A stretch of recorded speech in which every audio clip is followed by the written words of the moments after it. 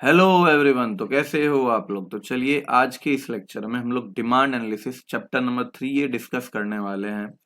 और इस चैप्टर में सबसे पहले हम इंट्रोडक्शन देखते हैं। तो इंट्रोडक्शन के लिए मैं आपको सबसे पहले ये रिकमेंड करूंगा कि आपको प्रीवियस नॉलेज होना चाहिए, मतलब चैप्टर नंबर 2 का नॉलेज होना चाहिए, क्योंकि चैप्टर नंबर 2 भी कंज्यूमर के पॉइंट ऑफ व्यू से डिस्कस कर रहा है कि कंज्यूमर ही यूटिलिटी करता है ना किसी चीज का। और चैप्टर नंबर 3A 3B जो है वो भी एक कंज्यूमर के पॉइंट ऑफ व्यू से ही देखा जा रहा है डिमांड। और वहां पे हमने याद करो एक चीज हमने पढ़ा था कि utility is a basis of demand. क्या पढ़ा था हमने? Utility is a basis of demand. ठीक है। तो ये क्या रहा है utility is a basis of demand? मतलब कहने का मतलब किसी चीज का हम जल्दी डिमांड कब करते हैं? जब हमको उस चीज से यूटिलिटी मिलता है। हमको अगर यूटिलिटी मिलेगा तो ही हम डिमांड करते हैं। अगर हमको किसी चीज का यूटिलिटी नहीं मिलता है तो हम डिमांड नहीं करते हैं। जैसे ये पेन है, ये पेन से मुझे क्या मिलेगा? यूटिलिटी मिलेगा, तभी मैं इसको डिमांड करने की सोचूंगा। लेकिन अगर ये पेन से मुझे कुछ यूटिलिटी मिलने वाला नहीं है, जो पढ़ा लिखा नहीं रहेगा उसको इस पेन से यूटिलिटी नहीं मिलेगा, तो ये पेन का वो डिमांड नहीं करेगा। लेकिन बस यूटिलिटी ही जरूरी नहीं है कि यूटिलिटी ही होने से डिमांड हो जाएगा। यूटिलिटी एक प्रेफरेंस है कि यूटिलिटी होगा तो डिमांड होता है। लेकिन बस यूटिलिटी, अगर हम डिमांड को एक्सप्लेन करते हैं तो यूटिलिटी को हम डिमांड नहीं बोलते हैं। यूटिलिटी एक पर्सपेक्टिव है जिससे कि डिमांड क्रिएट होता है, लेकिन यूटिलिटी ही डिमांड नहीं है। ठीक है। तो यूटिलिटी क्या है फिर? यूटिलिटी डिजायर क्रिएट करता है, किसी भी चीज का डिजायर या फिर जरूरत क्रिएट करता है, but does not generate demand on its own. ठीक है। तो जैसे अब एग्जांपल लेते हैं कि जैसे ये पेन समझो 1 लाख रुपए का, मान के चलो ये 1 लाख रुपए का। अब ये पेन का यूटिलिटी तो है मेरे पास, लेकिन क्या ये 1 लाख रुपए का पेन है तो ये 1 लाख रुपए क्या मैं अफोर्ड कर सकता हूं? नहीं अफोर्ड कर सकता हूं ना, तो मैं इसको डिमांड नहीं कहूंगा। मतलब यूटिलिटी तो है लेकिन डिमांड नहीं हुआ। समझ में आ रहा है बात? तो एक क्राइटेरिया है डिमांड का कि यूटिलिटी होना चाहिए। क्यों? क्योंकि यूटिलिटी से हमको क्या मिलता है? हम डिजायर क्रिएट होता है किसी चीज का, नीड क्रिएट होता है। लेकिन बस यूटिलिटी ही डिमांड नहीं होता है। ठीक है। तो डिमांड क्या होता है सर? तो डिमांड को हम जनरल टर्म में डिजायर बोलते हैं, जो हमको यूटिलिटी क्रिएट करता है। हमने पढ़ा था ना कि यूटिलिटी क्रिएट डिजायर और वांट। ठीक है। तो यूटिलिटी क्रिएट करता है डिजायर, तो जनरल टर्म में हम डिमांड को क्या बोलते हैं? डिजायर बोलते हैं। डिजायर मतलब क्या होता है? डिजायर मतलब होता है किसी चीज की इच्छा रखनी, चाहत रखना, is called as utility, is called as desire. तो जनरल टर्म में डिमांड को हम लोग डिजायर बोलते हैं। लेकिन जैसे इस पर्सन को देखो, इस पर्सन का डिजायर है कि ये घर इसके पास हो। ठीक है। लेकिन हम बात करें डेफिनेशन में, तो यहाँ पे इकोनॉमिक्स में डिमांड को कैसे एक्सप्लेन किया गया है? तो डिमांड को एक्सप्लेन किया गया इफेक्टिव डिजायर इफेक्टिव डिजायर होना चाहिए, जिसको backed by willingness to purchase and ability to pay. Willingness और एबिलिटी। अब जैसे ये घर परचेज करने के लिए इसको डिजायर हो गया, एबिलिटी कब होगा? जब इसके पास पैसे होंगे। क्या रहेंगे? पैसे होंगे। और विलिंगनेस कब होगा? जब उस पैसे को खर्च करने के लिए उसकी इच्छा, मतलब उसका सोच कहेगा कि नहीं खरीदना चाहिए। तो अगर हम जनरल टर्म में डिमांड को बताएं, एक्सप्लेन करें, तो जनरली हम उसको क्या बोलते हैं? बस डिजायर बोलते हैं। लेकिन इकोनॉमिक्स में डिमांड का मतलब क्या होता है? Desire plus ability plus willingness. ये तीन चीज जब मिल जाएगा तो इकोनॉमिक्स में हम उसको क्या बोलते हैं? डिमांड बोलते हैं। अब जैसे यहां पे देखो, desire plus willingness plus ability to pay is called as demand. Definition देखते हैं। तो डेफिनेशन आपके टेक्स्ट बुक में बेनहेम का दिया हुआ है। देखो ये बेनहेम है, इन्होंने डेफिनेशन दिया था, the demand for anything at a given price is the amount of it which will be bought per unit time at that price. ठीक है। तो सिंपली आपको डेफिनेशन रट्टा ही मारना रहता है। ठीक है। लेकिन ये कहने की क्या कोशिश कर रहे हैं कि डिमांड क्या होता है? किसी चीज का डिमांड कैसे बताया जाता है? At a given price, price को रिलेट करते हुए डिमांड को बताया जाता है। The amount of which it is bought per unit, मतलब कितने रुपए केजी मिल रहा है तो कितना डिमांड करा जा रहा है। और वहां पे रेफरेंस किसका लिया जाता है? टाइम का और प्राइस का, कि कभी वो डिमांड किया गया है, सुबह किया गया है, रात किया गया है, 10 दिन पहले किया गया है, आज किया गया है, और वो टाइम में प्राइस क्या था, तो इसको रिलेट करते हुए डिमांड को एक्सप्लेन करा गया है। तो फीचर्स ऑफ डिमांड, तो फीचर्स ऑफ डिमांड में it is a relative concept. Relative concept में हमने पढ़ा था, याद करो, यूटिलिटी में भी रिलेटिव कॉन्सेप्ट था।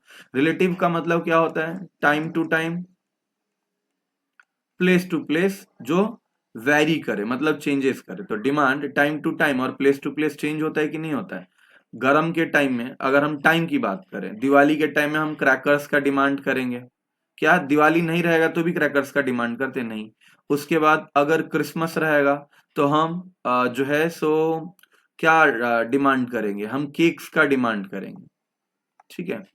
बर्थडे रहेगा तो हम केक्स का डिमांड करेंगे, लेकिन अदर सीजन में हम लोग केक्स का डिमांड करते हैं, केक का डिमांड करते हैं क्या? नहीं। तो टाइम टू टाइम चेंज हो रहा है।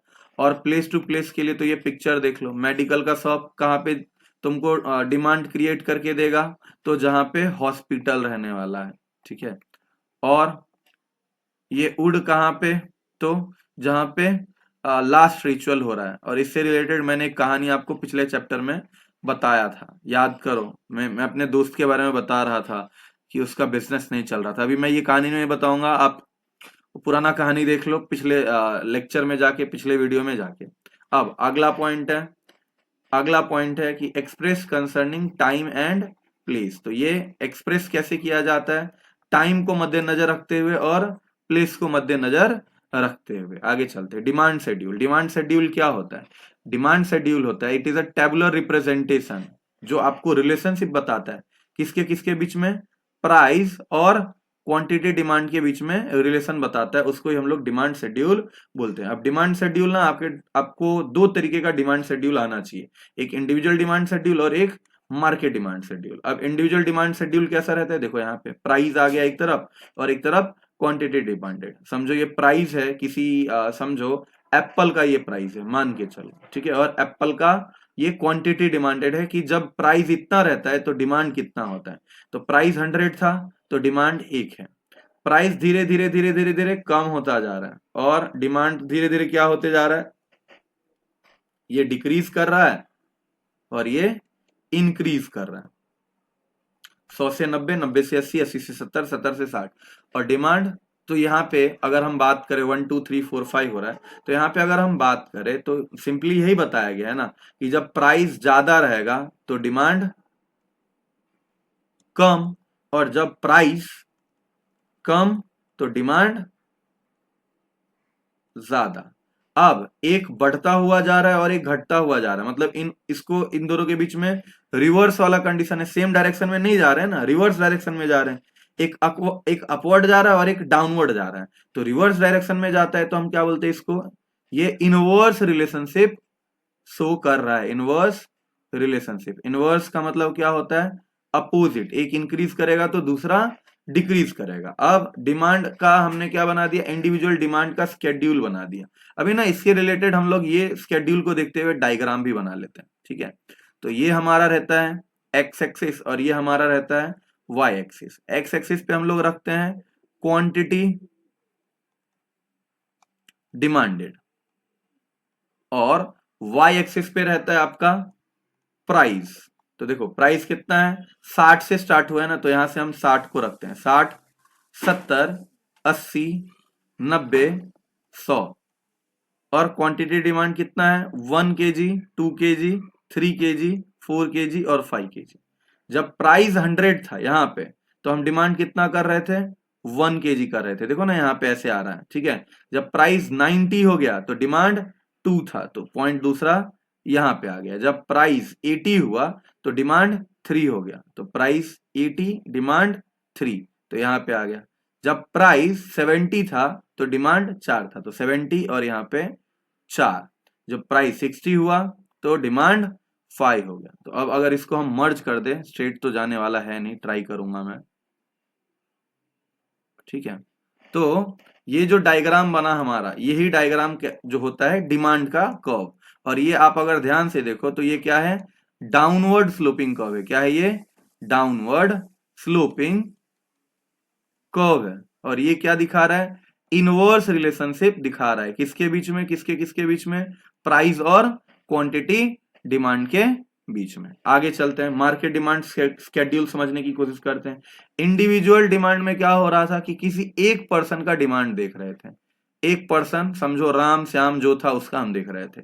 मार्केट डिमांड स्केड्यूल और डायग्राम में क्या देखने वाले हम लोग, एक जन का नहीं देखने वाले हैं, 3 जन का या 4 जन का या 2 जन का, मोर देन 1 होने चाहिए, इतने लोग का डिमांड देखेंगे। ठीक है, अब समझो एक कोई पर्सन है ए, यहाँ पे कोई पर्सन है बी और ये कोई पर्सन है सी। जब प्राइस 100 था तो पर्सन ए डिमांड करता है 1, जब प्राइस कम होते जा रहा है तो 2 3 4 5 कर रहा है। अब यहाँ पे देखते हैं ए का ये डिमांड था, बी का, हर पर्सन का डिमांड अलग अलग होता है ना।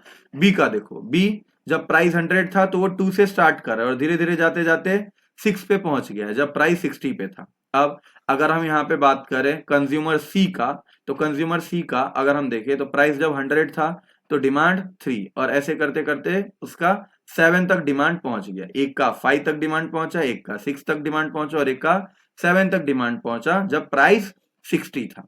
अब इस तीनों को, ए का और बी का और सी का, इन तीनों का डिमांड जोड़ते हैं ऐसे, जैसे 1 2 और 3, इस तीनों को जोड़ते हैं तो 100 रुपए पे कितना डिमांड हुआ था ये पता चल जाएगा। तो 1 2 3 कितना होता है, 6 होता है। 1 2 3 और 4 कितना होता है, 9 होता है। 3 4 और 5 कितना होता है, 12 होता है। 4 5 और 6 कितना होता है, 15 होता है। 5 6 और 7 कितना होता है, 18 होता है। तो इन सबको हमने ऐड किया तो हमको क्या मिल गया, ये मार्केट डिमांड मिल गया। अब जो रिलेशनशिप दिखाएंगे वो प्राइस और मार्केट डिमांड, इन दोनों के बीच में रिलेशन हम लोग दिखाने वाले हैं। तो फिर से ये रहा हमारा वाई एक्सिस और ये रहा हमारा एक्स एक्सिस। वाई एक्सिस पे हम लोग क्या दिखा रहे हैं, यहाँ पे समझो प्राइस दिखा रहे हैं, और एक्स एक्सिस पे क्या हम लोग दिखा रहे हैं, क्वांटिटी डिमांड दिखा रहे हैं। तो वाई एक्सिस पे अगर हम बात करें, प्राइस की बात करें, तो प्राइस कितना है, वही 60 से लेके 100 तक था। तो 60 70 80 90 और 100 इतना प्राइस है।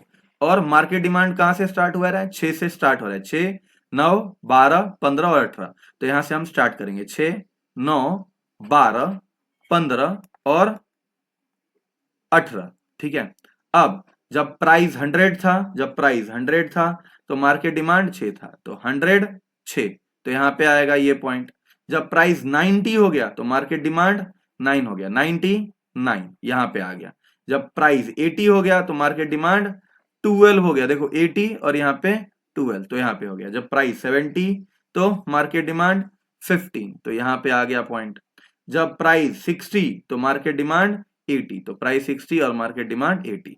सेम टू सेम वैसा ही डायग्राम बना हमारा, देखो ट्राई कर रहा हूं स्ट्रेट बनाने का, जाने वाला तो है नहीं। ठीक है, और यही हमारा बन गया डिमांड का कर्व, डी और ये डी। ठीक है, और ये भी क्या दिखा रहा है, इनवर्स रिलेशनशिप दिखा रहा है। इनवर्स रिलेशनशिप किसके बीच में दिखा रहा है, प्राइस और क्वांटिटी डिमांड में। और ये कैसा स्लोप है, ये डाउनवर्ड स्लोपिंग कर्व है। ठीक है, तो इस तरीके से आपको आगे बढ़ना है। अब मार्केट डिमांड स्केड्यूल के बाद हम अभी देखेंगे कि what are the reason for downward sloping curve. ये जो कर्व था ये डाउनवर्ड जा रहा था, ये डाउनवर्ड जाने का रीजन क्या है, कारण क्या है। तो आपको ये जनरली क्वेश्चन ना अग्री और डिसएग्री में आता है। अग्री और डिसएग्री में आपको पूछेगा कि demand curve is downward sloping curve. ठीक है, अब तुम क्या करोगे, अग्री करोगे या डिसएग्री करोगे। अब अग्री करोगे, अग्री करोगे तो ये सारे रीजन है डिमांड के कर्व को स्लोप डाउनवर्ड जाने का। ठीक है, तो सबसे पहला है डिमिनिशिंग यूटिलिटी। ठीक है, डिमिनिशिंग यूटिलिटी या फिर लॉ ऑफ DMU। ठीक है, तो कहने का मतलब क्या है, जब हमारा कंजम्पशन हम बढ़ाते, जैसे देखो यहाँ पे कंजम्पशन बढ़ते जा रहा है, बढ़ते जा रहा है, जब कंजम्पशन हमारा बढ़ता है तो हमारा satisfaction, diminishing utility law of DMU क्या बताता है कि जब हम कंजम्पशन अपना बढ़ाते हैं तो हमारा सेटिस्फेक्शन क्या होता है, कम होते जाता है। कंजम्पशन बढ़ते जाएगा और सेटिस्फेक्शन कम होते जाएगा, पढ़ा था ना हमने, यूटिलिटी कम होते जाता है। ठीक है, तो कंजम्पशन बढ़ाने के लिए हमें क्या करना पड़ेगा, डिमांड क्या करना पड़ेगा, बढ़ाना पड़ेगा। कंजम्पशन बढ़ाने के लिए हमें क्या करना पड़ेगा, डिमांड करना पड़ेगा, डिमांड बढ़ाना पड़ेगा, स्टॉक बढ़ाना पड़ेगा। और हम स्टॉक कब बढ़ाएंगे, स्टॉक बढ़ाने से सेटिस्फेक्शन कम होगा। स्टॉक हम कब बढ़ाएंगे, जब प्राइस कम होगा। जब प्राइस ज्यादा रहेगा तो हम डिमांड ज्यादा करेंगे क्या? नहीं, प्राइस ज्यादा रहेगा तो डिमांड हम कम करेंगे, और प्राइस कम रहेगा तो ही हम डिमांड करेंगे। तो क्यों ऐसा डिमांड करते हैं? क्योंकि कंजम्पशन हम बढ़ाते हैं तो हमारा सेटिस्फेक्शन क्या होता है? कम होता है। तो जब सेटिस्फेक्शन, ज्यादा खर्चा हम थोड़ी करेंगे जब हमको सेटिस्फेक्शन कम मिल रहा है। जब प्राइस कम होगा तो हम डिमांड ज्यादा कर लेंगे, क्योंकि वो टाइम में हमको सेटिस्फेक्शन कम मिल जाता है। तो ये आप एक्सप्लेन कर दोगे अपने वर्ड में। अगला है इनकम इफेक्ट। जब हमको इनकम बढ़ता है तो हमारा परचेजिंग पावर बढ़ता है, और अगर परचेजिंग पावर हमारा बढ़ेगा तो हम डिमांड ज्यादा करेंगे। तो एक इनकम इफेक्ट है, इस वजह से भी डिमांड का कर्व क्या है? डाउनवर्ड स्लोपिंग कर्व होता है।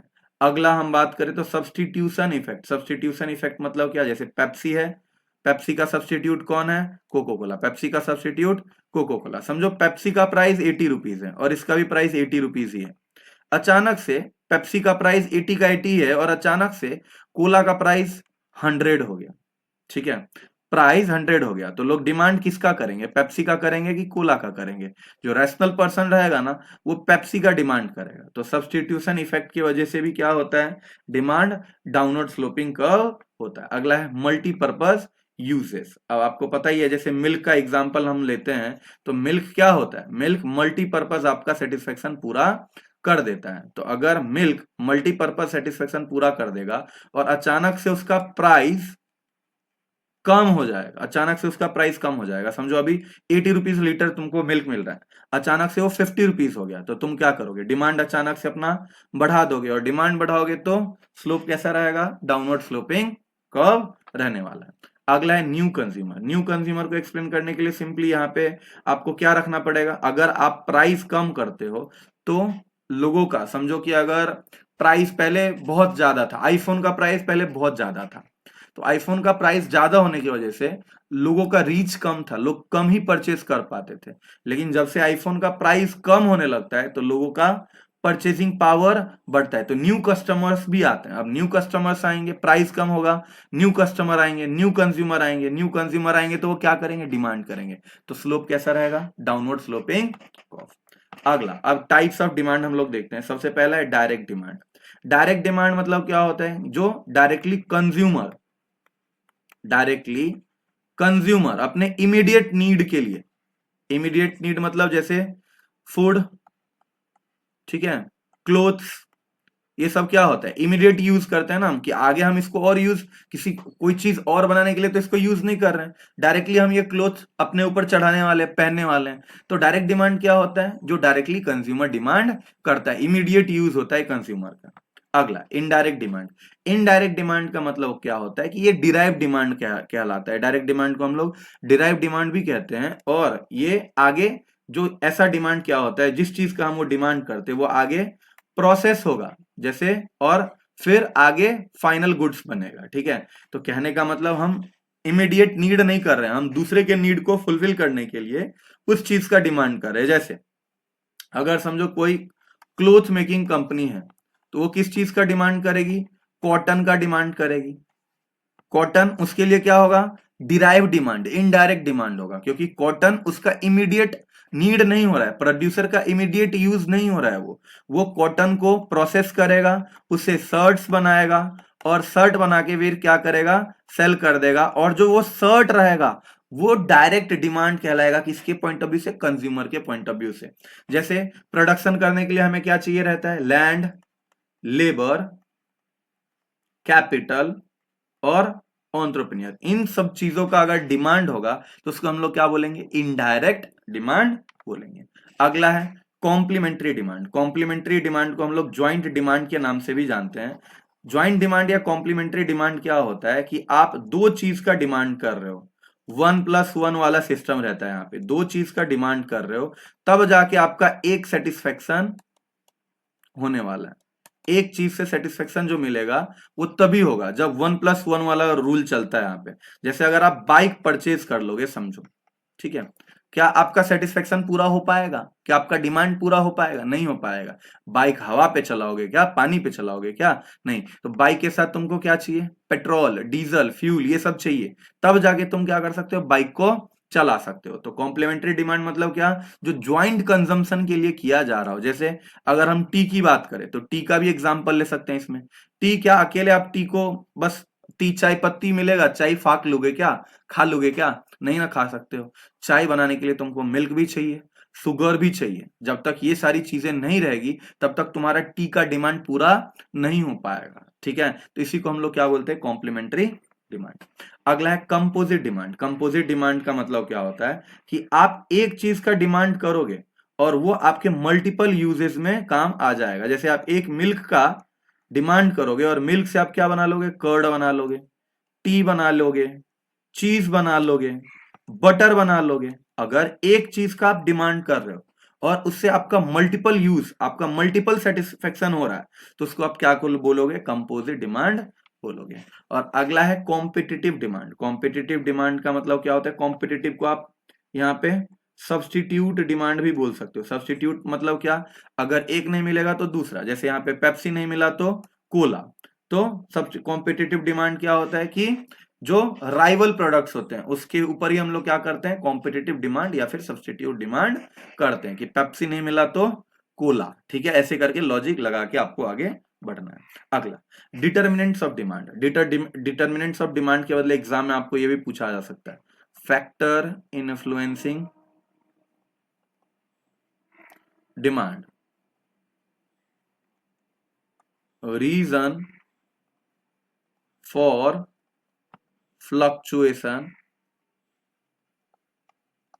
इन डिमांड। ये टाइप से भी क्वेश्चन पूछ सकता है। जैसे आपको पूछेगा पहला, what are the determinants of demand, या फिर आपको पूछेगा what are the factor influencing demand, या फिर आपको पूछेगा what are the reason for fluctuation in demand. सबका मतलब वन एंड ओनली एक ही है, ठीक है। तो सबसे पहला कहने का मतलब क्या है कि कौन सा ऐसा काम किया जाए जिससे कि डिमांड बढ़े या फिर घटे, उसको डिटरमिनेंट्स ऑफ डिमांड बोल सकते हैं।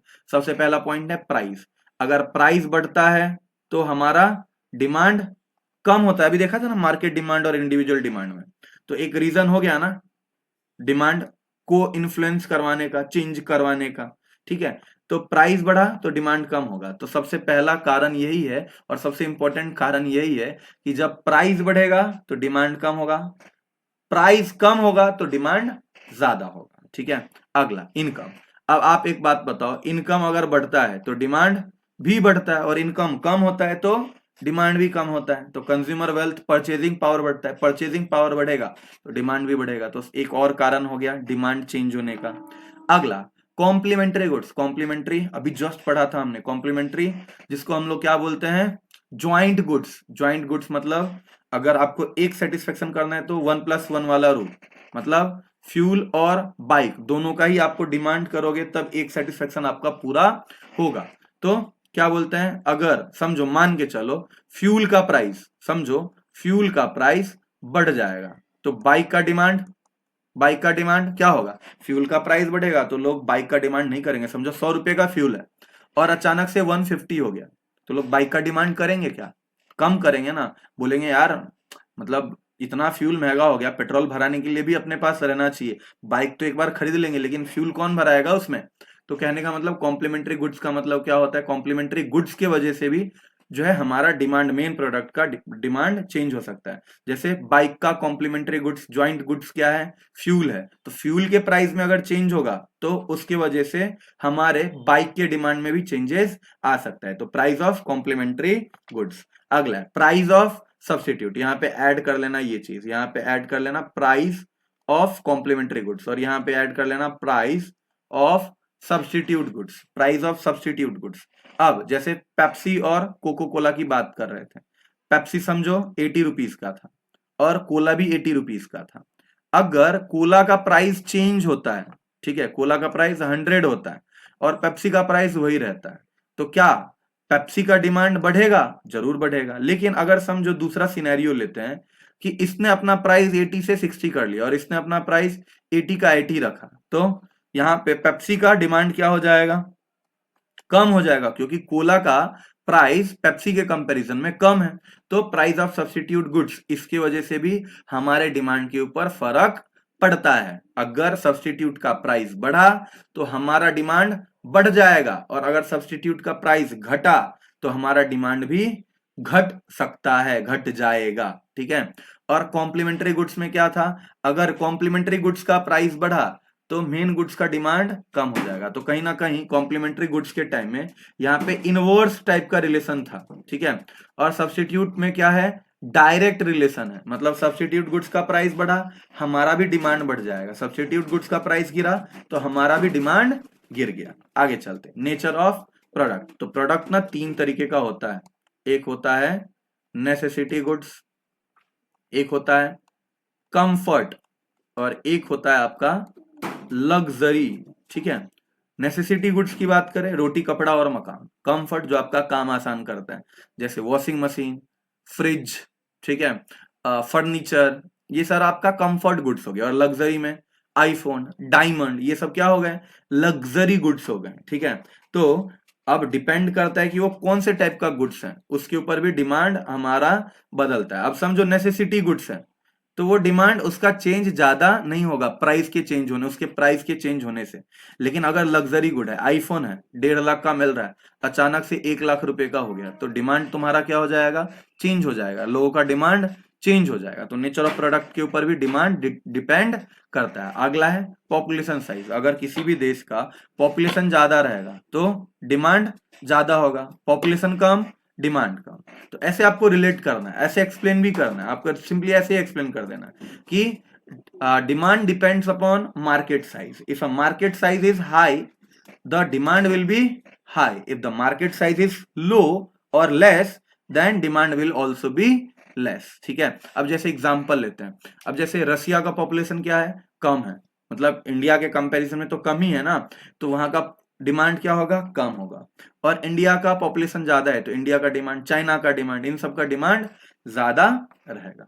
आगे अगला पॉइंट है फ्यूचर एक्सपेक्टेशन अबाउट प्राइस। तो हम लोग एंटिसिपेट करते हैं प्राइस में। समझो हमने समझा कि फ्यूचर में प्राइस इंक्रीज करेगा, और एक केस लेते हैं कि फ्यूचर में हम सोच रहे हैं कि प्राइस डिक्रीज करेगा। जैसे हम सोचते हैं कि अनियन का प्राइस फ्यूचर में इंक्रीज करेगा, तो हम क्या करते हैं, अभी के अभी पूरा का पूरा डिमांड हम लोग कर लेते हैं। और हम अगर ये सोचते हैं कि फ्यूचर में प्राइस डिक्रीज करेगा तो वो सिचुएशन में क्या करते हैं हम लोग, वो टाइम में हम लोग क्या करते हैं, अपना डिमांड अभी के लिए घटा देते हैं, फ्यूचर में डिमांड हम लोग करेंगे। जैसे बिग बिलियन डे का एग्जांपल ले लो, तुम लोग रियल लाइफ से इसको रिलेट कर पाओगे। बिग बिलियन डे खबर आता है कि बिग बिलियन डे आने वाला है, सितंबर के टाइम में जनरली ये आता है। तो अगर सितंबर के टाइम में अगर बिग बिलियन डे आ रहा है तो आप क्या करते हो, आपको अगर समझो जून में आपको मोबाइल फोन परचेस करना है, जून में नहीं परचेस करोगे, आप वेट करोगे जुलाई का, अगस्त का, 2-3 महीने वेट करोगे, तब बिग बिलियन डे आएगा और तब तुम उस चीज का डिमांड करोगे। तो यहाँ पे वही चीज बताया गया है कि हम फ्यूचर में देखते हैं कि प्राइस बढ़ेगा या फिर घटेगा, और उसके अकॉर्डिंगली हम लोग अपना डिमांड बढ़ाते या फिर घटाते हैं, ठीक है। तो इस तरीके से काम होगा हमारा। आगे देखो, आगे अगला पॉइंट है एडवर्टाइजिंग। एडवर्टाइजिंग का मतलब क्या होता है, एडवर्टाइजिंग का मतलब होता है, एक मिनट रुक जाओ।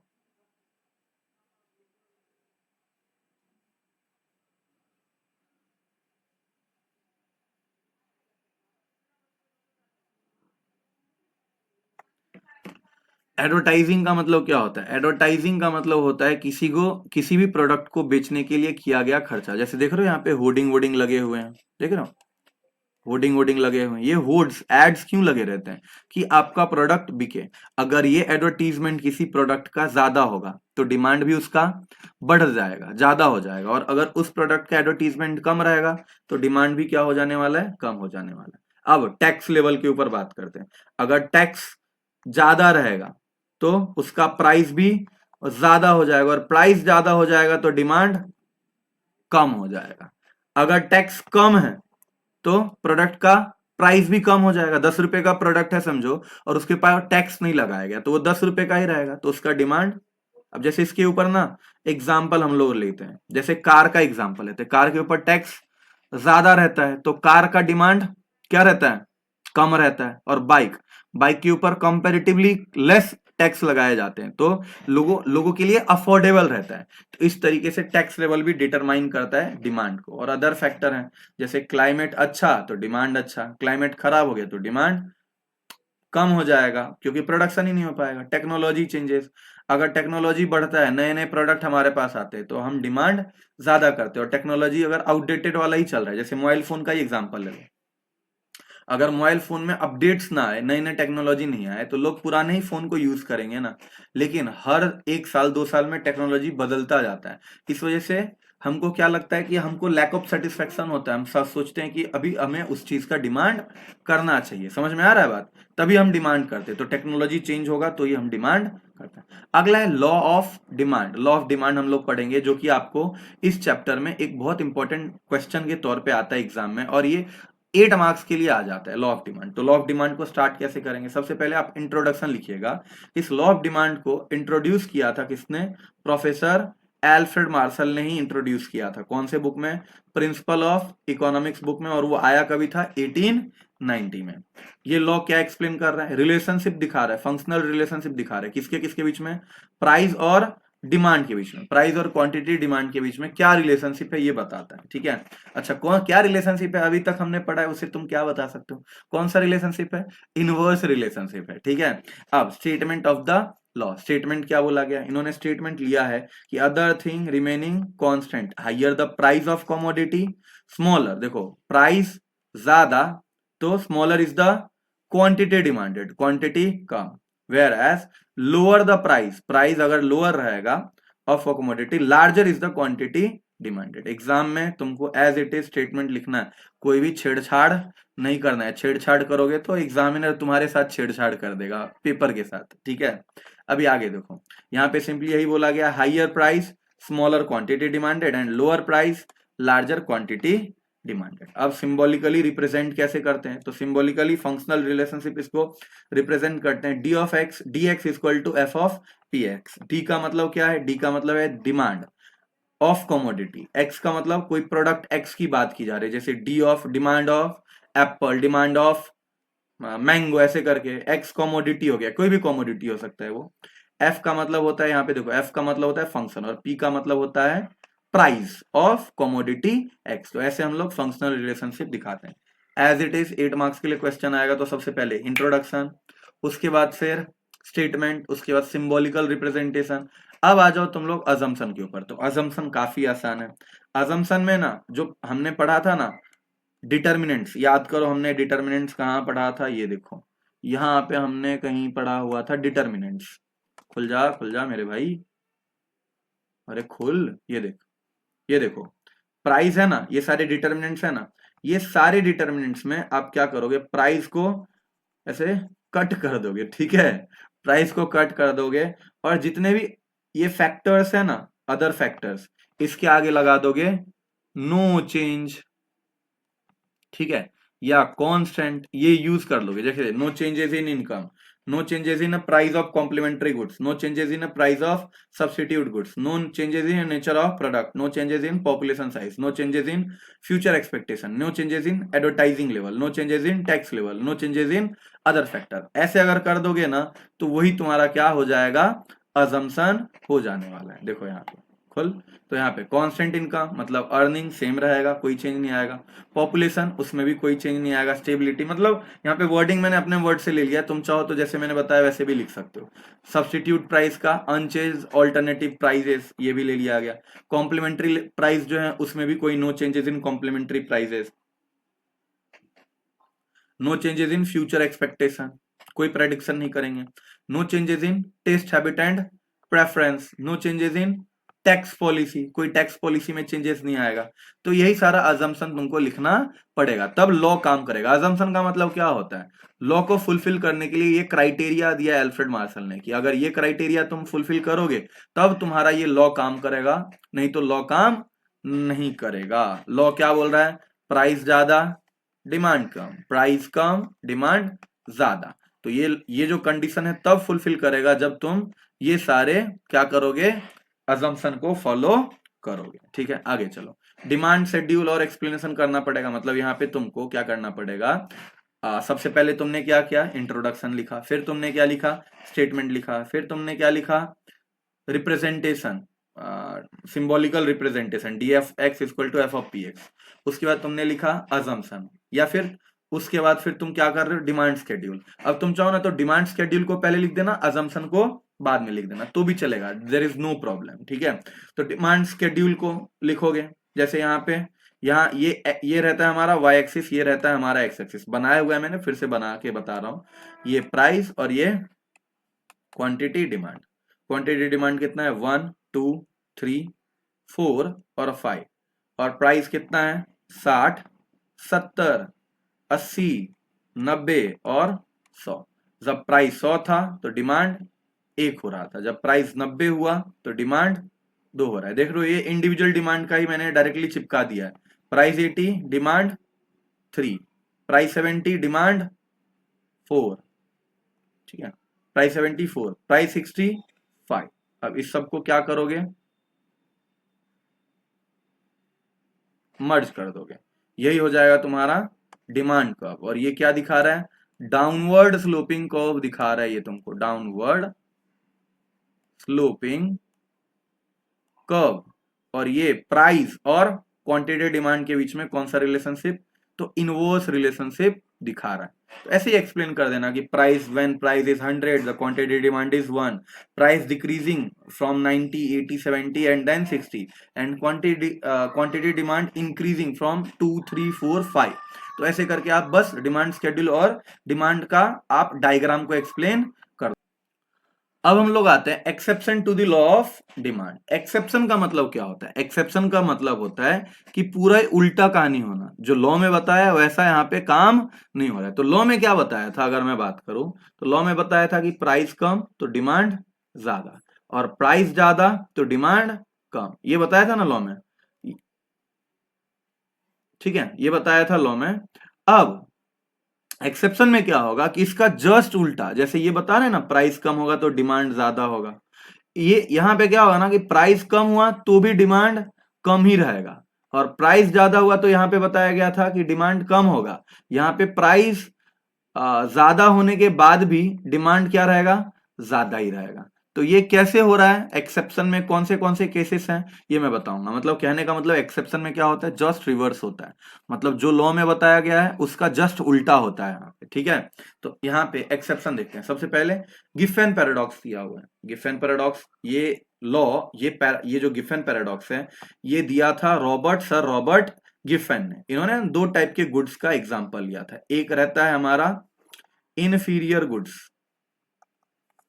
और एक होता है सुपीरियर गुड्स। इनफीरियर का मतलब जो खराब क्वालिटी का खाना रहता है या खराब क्वालिटी का गुड्स रहता है, और सुपीरियर गुड्स का मतलब क्या होता है, जो अच्छे क्वालिटी का फूड रहता है।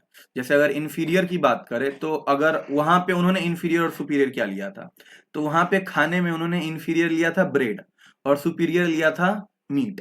तो उन्होंने बताया था कि अगर ब्रेड का प्राइस कम हो जाता है, मतलब इन्फीरियर गुड्स का प्राइस अगर कम हो जाता है, तो क्या इन्फीरियर गुड्स का डिमांड बढ़ेगा, बताओ। उन्होंने बोला था कि अगर इन्फीरियर गुड्स मतलब ब्रेड का प्राइस कम भी हो जाएगा तो भी उसका डिमांड नहीं बढ़ेगा। रीजन इज व्हाट, रीजन ये है कि अगर इन्फीरियर गुड्स का प्राइस कम हो जाता है तो लोगों का परचेजिंग पावर बढ़ेगा। अगर परचेजिंग पावर बढ़ेगा तो इंफीरियर गुड्स को छोड़ के सुपीरियर गुड्स की तरफ पहुंच जाएगा। समझ में आ रहा है बात, मतलब अगर ब्रेड का प्राइस बहुत ज्यादा कम हो गया तो लोग ब्रेड का डिमांड नहीं करेंगे, तो किसका डिमांड करेंगे, मीट का डिमांड करेंगे। किसका डिमांड करेंगे, मीट का डिमांड करेंगे, क्योंकि वो सुपीरियर गुड्स हैं। तो कहने का मतलब इंफीरियर गुड्स का प्राइस कम हो रहा है और उसका डिमांड भी कम हो रहा है। तो ये एक्सेप्शन वाला केस आ गया कि नहीं आ गया। नॉर्मली लॉ के हिसाब से कम हुआ प्राइस तो बढ़ना चाहिए था डिमांड, लेकिन यहाँ पे डिमांड भी क्या हो गया, कम हो गया। तो यहाँ पे वही चीज गिफेन पैराडॉक्स में बताया गया है। अगला है प्रेस्टीज गुड्स। प्रेस्टीज गुड्स मतलब देख रहे हो, मैगी मैगी सूट है, ठीक है, मैगी मैगी घड़ी कार, ठीक है, Maggi Maggi purse, Maggi Maggi jewelleries, ये सारी चीजें प्रेस्टीजियस गुड्स हैं। अब प्रेस्टिजियस गुड्स के टाइम में क्या होता है, उसका प्राइस कम रहता है कि ज्यादा रहता है प्रेस्टिजियस गुड्स का। अब जैसे घड़ी, एक सोनाटा का भी घड़ी आता है, सिटीजन का भी घड़ी आता है, बहुत सस्ते सस्ते घड़ी भी आते हैं जो 1000 1500 2000 में भी आ जाते हैं, और एक रोलेक्स का भी घड़ी आता है जो बहुत महंगा रहता है, ठीक है। तो लोग महंगी वाले घड़ी का डिमांड क्यों करते हैं, तो भी महंगी वाली घड़ी का डिमांड लोग करते हैं, क्यों डिमांड करते हैं उसका, रीजन ये है कि वो प्रेस्टिजियस गुड्स है। प्रेस्टिजियस गुड्स दिखावे के लिए लिया जाता है, इसको हम लोग वेबलेन गुड्स के नाम से भी जानते हैं। प्रेस्टिजियस गुड्स दिखावे वाला गुड्स होता है, हम दिखाने के लिए महंगा चीज भी डिमांड करते हैं, ठीक है। भले ही सिटीजन का घर ही सस्ता है लेकिन हम उसका डिमांड नहीं करेंगे। किसका डिमांड करेंगे? रोलेक्स का डिमांड करेंगे। तो यही यहाँ पे एक्सेप्शन, दूसरा एक्सेप्शन हो गया। तीसरा, स्पेक्यूलेटिव डिमांड। स्पेक्यूलेटिव डिमांड मतलब फ्यूचर फोरकास्ट करना। फ्यूचर फोरकास्ट करना जैसे बिग बिलियन डे में होता है। समझो कि अभी कांदे का प्राइस 80 रुपीज है, ठीक है। अभी क्या रिसेंट का मैं प्राइस बता रहा हूं, ठीक है। 80 रुपीज है। मैंने समझा कि 80 रुपीज है ना, अब इससे ज्यादा नहीं जाएगा, कल के डेट में ये प्राइस 60 पे चला जाएगा। मैं अभी 80 रुपीज पे डिमांड नहीं करता हूं, जब 60 होगा तो डिमांड करूंगा, ठीक है। ध्यान से सुनना, मैं अभी 80 प्राइस जो है सो 80 है लेकिन मैं डिमांड नहीं कर रहा हूं, मैं सोच रहा हूं जब 60 होगा तो डिमांड करूंगा। लेकिन रियलिटी में क्या हो गया पता है? 80 से डायरेक्टली 100 पे हो गया प्राइस। समझ में आ रहा है? प्राइस 100 पे हो गया, तो मतलब अभी प्राइस तो कम था और फ्यूचर में अब प्राइस और उल्टा बढ़ जाएगा। तो यहाँ पे प्राइस कम होने के बावजूद भी, यहाँ पे प्राइस कम होने के बावजूद भी, इसके कंपैरिजन प्राइस तो कम है ना, यहाँ पे प्राइस कम होने के बावजूद भी हमने डिमांड नहीं किया। समझ में आ रहा है? तो यहाँ पे प्राइस कम है, डिमांड कम है, और फिर बाद में प्राइस बढ़ेगा तो हमें डिमांड तो करना ही पड़ेगा, तो वो टाइम में हम डिमांड बढ़ा लेंगे। समझ में आ रहा है बात?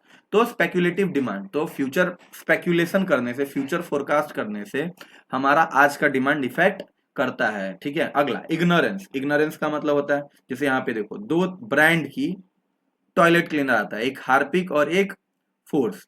हार्पिक का प्राइस क्या रहता है? हाई रहता है, और फोर्स का प्राइस क्या रहता है? लो रहता है। लेकिन डिमांड किसका करते हैं लोग? तो डिमांड करते हैं हार्पिक का, क्योंकि उसका एडवर्टीजमेंट है और वो नोन ब्रांड है।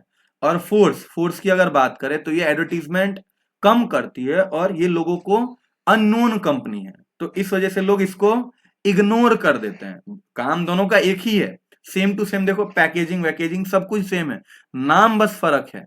लेकिन लोग डिमांड किसका करते हैं? लोग डिमांड हार्पिक का करते हैं, क्योंकि फोर्स इग्नोरेंस, मतलब उसको नॉलेज ही नहीं है लोगों को कि फोर्स करके भी कोई ब्रांड है, ठीक है। आगे, इमरजेंसी।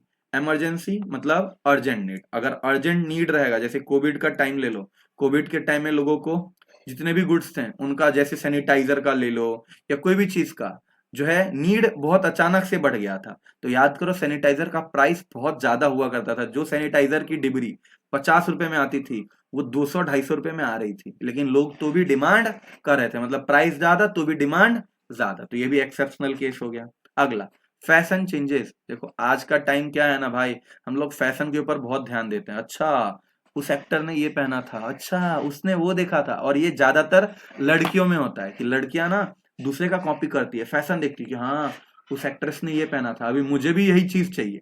तो फैशन चेंज होता है, फैशन चेंज होता है, नए फैशन के क्लोथ्स, नए फैशन की चीजें महंगी होती है, और महंगी होने के बावजूद भी हम उसको परचेस करते हैं, मतलब डिमांड करते हैं। तो ये भी हो गया फैशन चेंज, एक्सेप्शन में ही आता है। अगला है सीजनल गुड्स।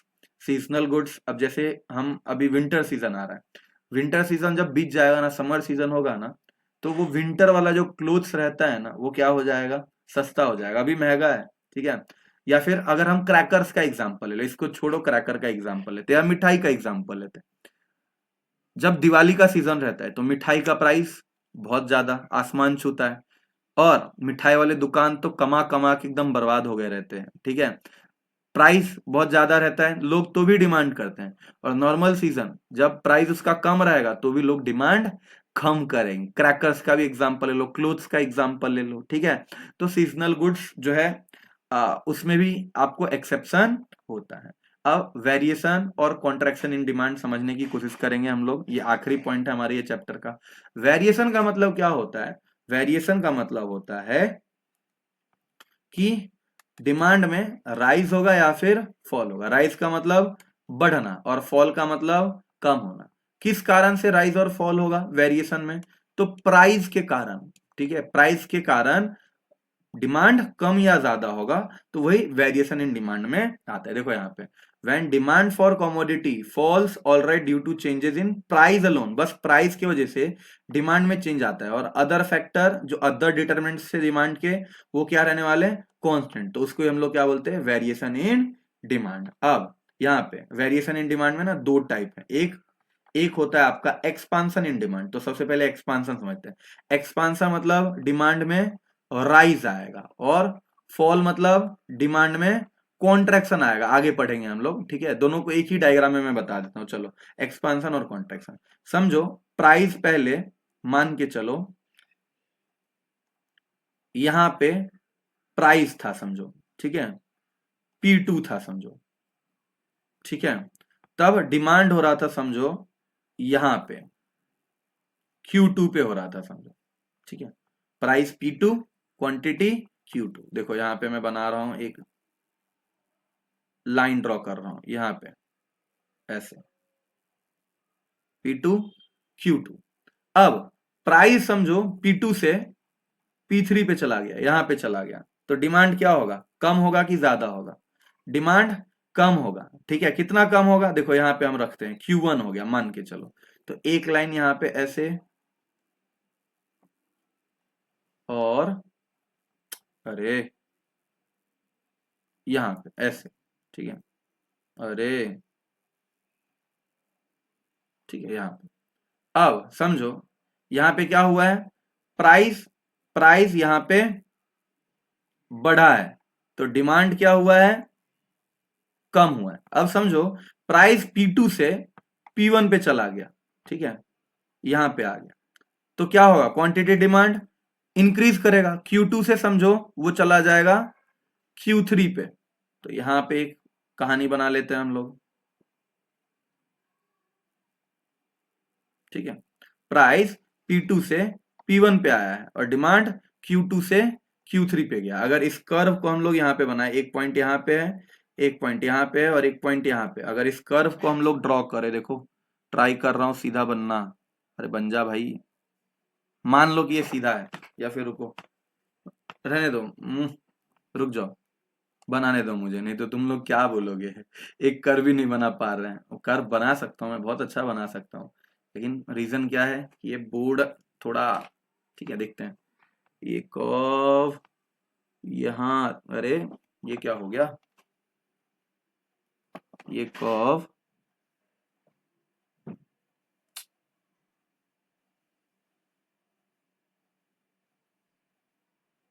ऐसे बन गया, ठीक है, ये डिमांड का कर्व बनके हमारा तैयार है। अब अगर मैं बात करूं तो ये पॉइंट ए मान लेते हैं, ये पॉइंट सी मान लेते हैं, और ये पॉइंट बी मान लेते हैं। यहां पे ए से सी कर्व अपवर्ड की तरफ गया है, क्या हुआ है, अपवर्ड की तरफ गया है, और ए से बी क्या हुआ है, डाउनवर्ड की तरफ गया है। तो अपवर्ड के टाइम में क्या हो रहा है, प्राइस बढ़ रहा है और डिमांड कम हो रहा है। तो यहां पे जब डिमांड कम हो रहा है तो वो क्या होगा, कॉन्ट्रैक्शन होगा, और जब डाउनवर्ड हुआ है तो क्या हुआ है, प्राइस कम हुआ है और डिमांड ज्यादा हुआ है। तो इसको ही हम लोग क्या बोलते हैं, डाउनवर्ड के टाइम में हम इसको बोलते हैं एक्सपांशन, ठीक है। एक्सपांशन को हम लोग एक्सटेंशन भी बोलते हैं, ठीक है। तो ऐसे करके हम काम करेंगे। अब अगला पॉइंट है वेरिएशन इन डिमांड, ठीक है, इसको भी हम लोग देख लेते हैं फटाफट।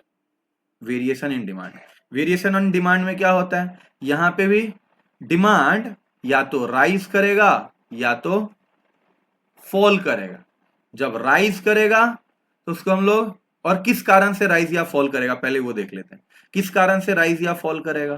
तो ये डिमांड राइज और फॉल करेगा, राइज मतलब बढ़ना और फॉल मतलब कम होना, किस वजह से, other factor than price, other factor than price मतलब प्राइस यहां पे कांस्टेंट रहेगा और डिमांड क्या होगा, कम या फिर ज्यादा होगा। जब ज्यादा होगा तो उसको हम लोग क्या बोलते हैं, इंक्रीज इन डिमांड बोलते हैं, और फॉल मतलब कि डिक्रीज इन डिमांड। अब देखो यहाँ पे कैसे एक्सप्लेन करेंगे आप, when demand for commodity increases और decreases due to other factor then and price remain constant it is known as changes in demand. अब इसके भी दो टाइप है जो मैंने यहाँ पे बताया, इंक्रीज इन डिमांड और डिक्रीज इन डिमांड। चलो अभी हम डायग्राम बनाते हैं, ठीक है। ये हमारा वाई एक्सिस, ये हमारा एक्स एक्सिस। वहां पे भी मैंने शायद बताया था, नहीं बताया था तो समझ लो कि वो वाई एक्सिस था, एक्स एक्सिस था। एक्स एक्सिस क्या होता है, क्वांटिटी डिमांड होता है, और वाई एक्सिस क्या होता है, प्राइस होता है, ठीक है। समझो प्राइस यहाँ पे तो कांस्टेंट ही रहने वाला है, तो यहाँ पे पी को क्या मान लेते हैं, कांस्टेंट मान लेते हैं, और एक सीधा लाइन, अरे वाह बहुत सीधा हो गया ये तो, एक सीधा लाइन ड्रॉ कर देते हैं। अब डिमांड का कर्व कैसा रहता है, डाउनवर्ड स्लोपिंग कर्व रहता है, ये याद रखना अभी, ठीक है। प्राइस कांस्टेंट है, और समझो पहले डिमांड यहां पे था, ठीक है, Q1 पे था या फिर Q2 पे था, पहले Q2 पे था, ठीक है, Q2 पे था। अभी क्या हो गया है, डिमांड समझो कि Q2 से Q1 पे चला गया, प्राइस सेम ही है Q2 से Q1 पे, और ये भी हो सकता है ना कि Q2 से, अरे ठीक है, Q3 पे चला गया। रुक जाओ फिर से बनाने दो मुझे, Q3 पे चला गया, ठीक है।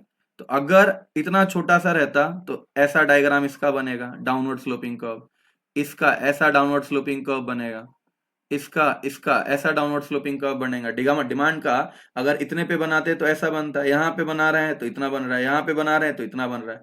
तो ये समझो डिमांड कर्व है, तो डी डी वन, ये समझो डिमांड कर्व है, डी डी टू दूसरा डिमांड कर्व है, और ये डी डी थ्री।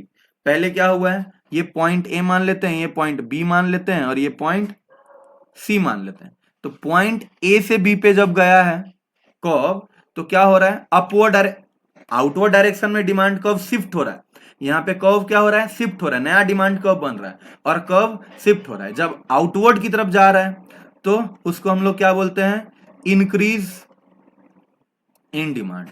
जब इनवर्ड डायरेक्शन की तरफ शिफ्ट हो रहा है कर्व, इनवर्ड मतलब पॉइंट ए से पॉइंट सी के तरफ, तो इसको हम लोग क्या बोलते हैं, डिक्रीज इन डिमांड। क्योंकि देखो ना यहाँ पे क्या हो रहा है, Q2 से Q1 ओरिजिन की तरफ जा रहा है, ओरिजिन की तरफ मतलब डिमांड कम, और ओरिजिन से बाहर तो वो क्या होता है, डिमांड बढ़ रहा है। तो इस तरीके से ये चैप्टर होता है आपका समाप्त, ठीक है। तो आई होप आपको ये वीडियो अच्छा लगा होगा। मैंने ट्राई किया कि सारे के सारे कॉन्सेप्ट खत्म करूं, और वो भी एक वीडियो में खत्म करूं।